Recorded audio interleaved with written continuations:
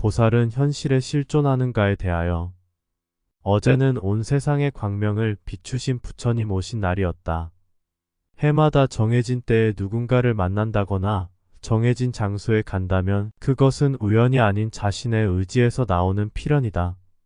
인간으로 태어나서 지금 60살 즈음에 이르기까지 나는 매년 같을 때 같은 장소에 같은 분을 만나러 간다.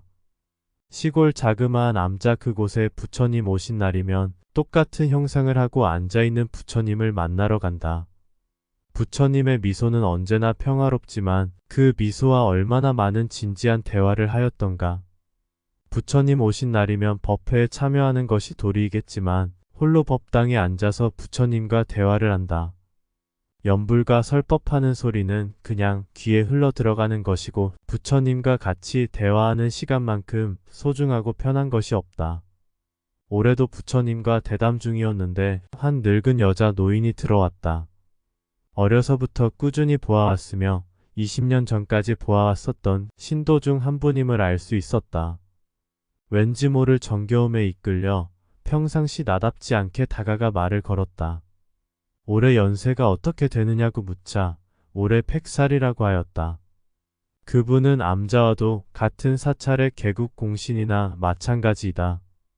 그 옛날한 비구니 승려의 산증인이 어느새 오늘날 흰 백발의 노신도가 되어 있었다. 죽기 전에 절에 가고 싶다고 자식에게 졸은 기색이 역력했다. 내 시간이라는 먼 길을 부처님을 향한 마음 하나로 온 것이다. 그 노신도가 처음 암자가 만들어질 때 해온 신심 어린 희생과 봉사가 지금 이 자리에서 적나라하게 눈에 펼쳐지는 듯했다. 귀가 잘 안 들려서 여러 말은 못 나누었지만 어릴 적 보았던 왜소함과 초라해 보이던 모습은 사라지고 어느새 나에게는 빛나는 광채의 보살이 되어 있었다. 이분이 보살이 아니라면 보살은 세상에 없는 것이다. 아주 오랜만에 느껴보는 아니 처음이지 싶을 정도로 정말로 마음이 따스해지는 행복이었다. 마치 오래도록 평생을 미뤄두었던 숙제를 마친 느낌이었다. 내년 석가탄 신일에도 노보살을 만나길 희망해 본다. 이토록 고약하고 척박한 세상 속에서도 절망보다는 희망으로 세상을 바라보며 자신의 역할을 선한 마음으로 충실히 실천하는 보살들의 삶을 본다면 얄팍한 깨침에 머무르는 사람은 자신을 스스로 자책하여야 한다. 보살이나 붓다가 자신이 보살이나 붓다임을 인식 못한다는 것은 잘못된 일도 아니며 허물은 없지만 자신이 보살이거나 붓다라는 확신을 갖는 것은 확신이 없는 것과는 차원이 다르다. 즉, 예수도 자신이 신의 아들임을 인식하기 이전과 이후는 차이가 있다. 자신이 확정적으로 인식하였을 때 그 길을 보다 정확하고 집중적으로 갈 수 있다. 시타르타의 확정성도 당연히 마찬가지이다. 비록 거짓 선지자들은 자신과 대중을 속이지만 거짓말의 인과에 대한 두려움을 알고 이 길을 가는 사람이라면 확정성은 중요한 부분이 된다. 또한 확정성은 가나선 화두 타파시 경계에서 드러나는 또 다른 자신을 보았을 때 스승의 세 가지 꼬리를 무는 질문을 통과하게 되면 이때부터 확정성을 가지고 정진하면 된다. 나아가 윤회와 인과와 치구, 배터리와 창조의 시나리오에서도 마찬가지이다. 사람들은 자신의 눈에 보지 않으면 믿으려고 하지 않는다. 더욱이 눈에 보이는 것도 믿으려고 하지 않는다. 이러한 의심은 잘못된 것은 아니지만 모든 사항을 의심하게 되면 어떤 결론에도 이르지 못하게 된다. 일체 참나 무아 해탈 단일 의식 등은 존재를 사라진 듯 보이게 하는 상황을 만든다. 최상의 깨침은 존재를 아는 것임에도 의심의 작용이 엉뚱하게 반대로 흘러 오히려 존재가 사라진 듯한 악영향을 미친다.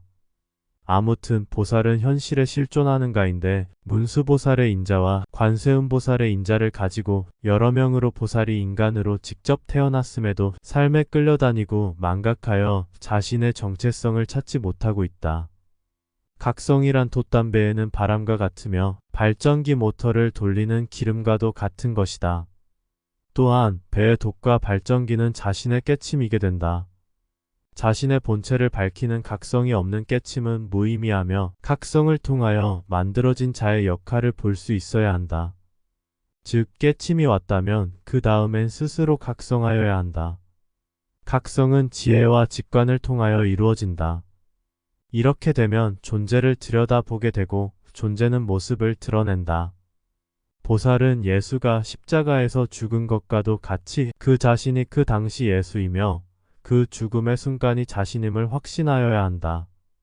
또한 보살은 시다르타의 설법을 직접 듣던 10대 제자이었으며 시다르타의 음성과 숨결이 지금 자신의 현실이 되어야 한다. 모르는 사람에게는 마치 최면과도 같은 말이겠지만 자신이 직접 보살의 육바라밀을 행하고 자신의 현실이 될 때 그는 보살의 화신임이 확실해진다. 이런 보살의 삶이 닳고 닳아서 더는 존재 이유마저 온전히 메말라버려 존재에 대한 미련이 모두 사라지게 되면 그때가 되어서야 붓다가 되는 것이다.